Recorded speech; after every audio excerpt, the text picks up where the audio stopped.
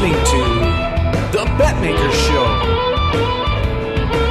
This is the NFL Super Bowl preview for Monday, February 3rd, 2020. And now, live from Las Vegas, the host of the Betmaker Show, Brian Blessing. All right, folks, we're going to put a lid on the football season. The Super Bowl is in the books. The Kansas City Chiefs hoist the Lombardi Trophy. Brian Blessing in Las Vegas, and we turn to our go-to man, Jack, one of the top odds makers on the globe. We'll recap the weekend, the game, and as we always do, we look ahead to next year. First of all, Jack, terrific football game with a really weird... It was an exciting end to the year. It was. I mean, it was a great game. It was really an odd and bizarre finish for a lot of bettors. I think San Francisco is going to be sick, boy, when they go back and look at the game tape of this one. I mean, it was their game, and it was being played the way they wanted it to be played. I think, the lower scoring game was what they wanted, had the 10-point lead, and then, I don't know, teams all seem to do this, and it's got to be a human nature things, but they started playing not to lose, playing the clock, back on their heels, and Kansas City tilted it on them. Well, that naturally the big play was where they had them, was the 3rd and 15, and they let Tyreek Hill get loose. I mean, that changed the whole game. If they had a kick there might have been time to actually kill the clock and maybe go Shanahan's way. But they made the big play there, and then the 3-and-out was brutal, and all of a sudden it was a new Super Bowl champion. Yeah, no, it's funny you mentioned Shanahan. Yikes. There were lessons to be learned from this game, by the way. We can talk about that, but had the big lead with Atlanta, and now this. Actually, the play I thought was the big one was, yeah, you're right. I mean, the Hill play was monstrous, but they cut the lead to 3, and it's like 6 minutes to go, and on first down, Mostert gets like 6 yards, and impose your will, run the ball, burn some clock, go down, maybe more points, but change the field. And they get 6 yards on first down. They couldn't stop Deebo Samuel. And all of a sudden, Garoppolo throws on second down, passes batted down, incomplete on third. You give it right back to him. It's amazing. No matter who you are, it comes back to play calling a lot. And it reminded me so much of that Atlanta game where, Atlanta had the Patriots dead and buried, and they had some stupid play calls that kept the Patriots alive. Right. It's stuff that I'm sure has worked for him in the past and has just failed him in these 2 big games. You assume they pick up the 6 yards, 2nd and 4. They're probably expecting a run. You think a short little slant or something should work, but both those throws that were knocked down by Jones, I believe it was, were just so low. I mean, I don't know. I'm sure he does it every day and it's successful, but it just wasn't their day. I mean, they had every opportunity. If they played it again, I think it's a pick-em game again. There was good money for both sides in the football game. More general public money on Kansas City, more smart money on San Francisco. But you play it again, it's a pick-em game, and the second half was the killer for the total with that last touchdown run by Williams. And then from the props, it's funny. I'll throw this out there. Knock on wood, had a really good day with the props.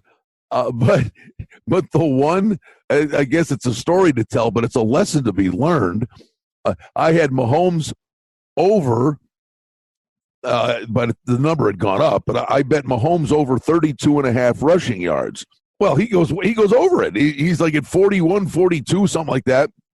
And you guys are probably sitting there grading your props.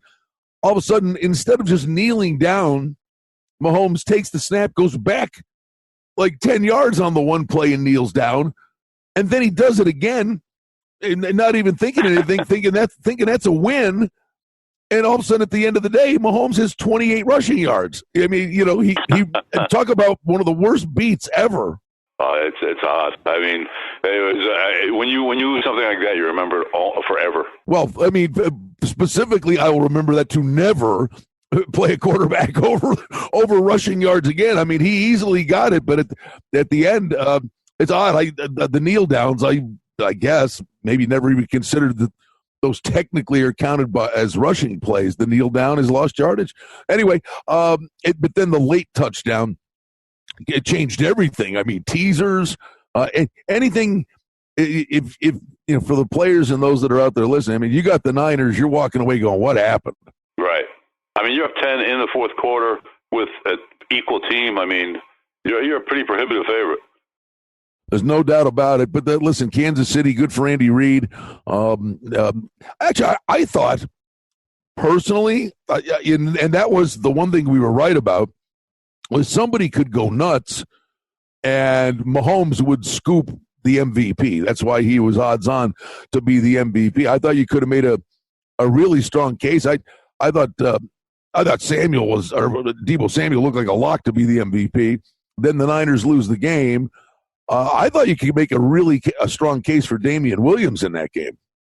You could, but it's just, you can make the case, but it's almost like the decision of the jury when it comes in. Who's the more popular? Who's the public guy that they want to give it to? And it's a foregone conclusion almost.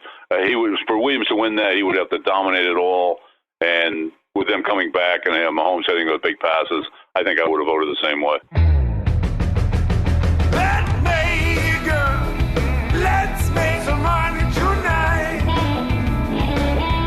For outstanding information and special offerings and promotions, we invite you and encourage you to sign up for our newsletter today simply by going to the website at betmaker.com.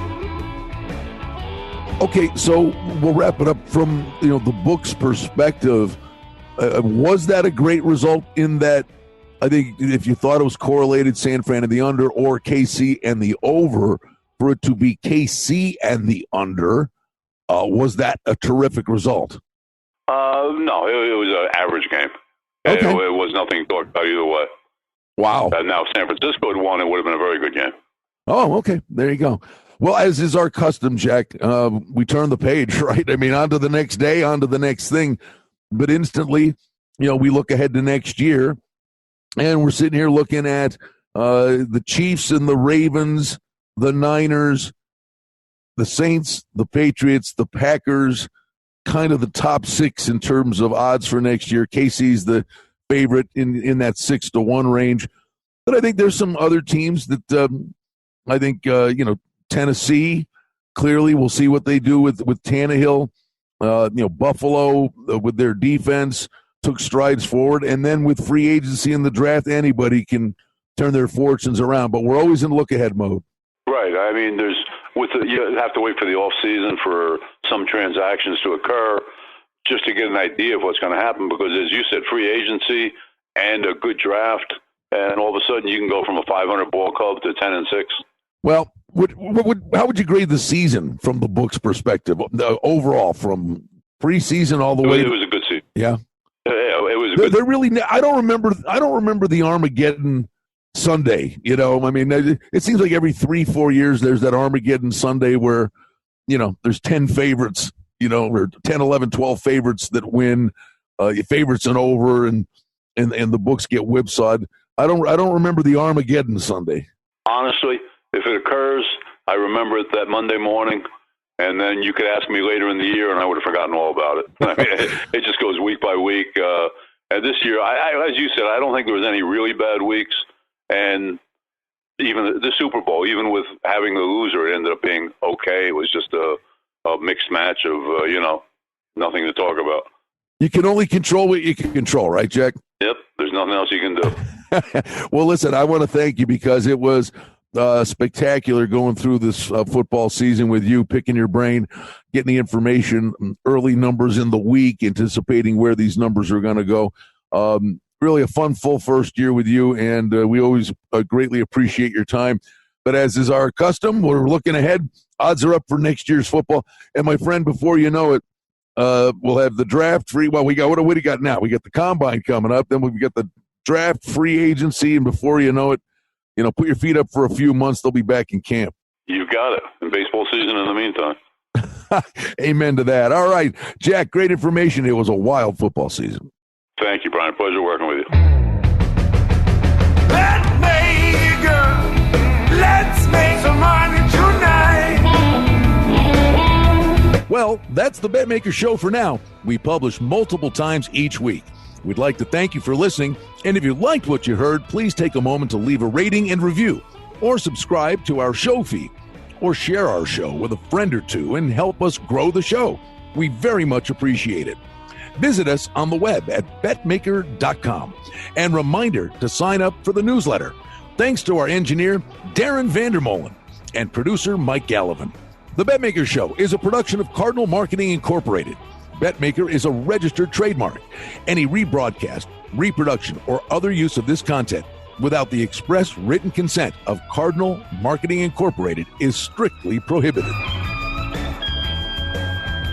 The handicapping and sports odds information contained on this podcast is for entertainment purposes only.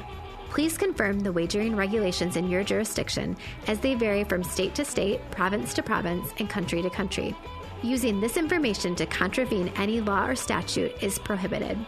The podcast is not associated with, nor is it endorsed by any professional or collegiate league, association, or team. This podcast does not target and is not intended for an audience under the age of 18. If you think that you have a gambling addiction, stop this podcast now and please seek help. Gambling and betting on sports is a form of entertainment and should be about having a good time. But when done excessively, it may negatively affect other areas of a person's life, such as their physical and mental health, school or work performance, finances, and or interpersonal relationships. At Betmaker.com and the Betmaker Show, we're concerned about the addiction that gambling may cause, and for this reason, we encourage everyone to practice responsible gambling, an approach to gambling that helps you ensure that it remains an enjoyable activity. Here are the main principles of responsible gambling. Don't think of gambling as a way to make money. Always gamble with money that you can afford to lose. Set limits and stick to them. Never chase losses. Don't gamble when you're depressed or upset, and create a healthy balance. Always be aware of how much time you spend gambling or thinking about gambling. And do not allow gambling to cause you to miss out on time with family and friends or time spent on other activities you enjoy. By following these guidelines, gambling can be a good time and great entertainment. If you feel at any time that your gambling is taking away from important areas of your life, is causing you stress or depression, or is leading to financial losses that are beyond your control, please reach out for help. Learn more at responsiblegambling.org.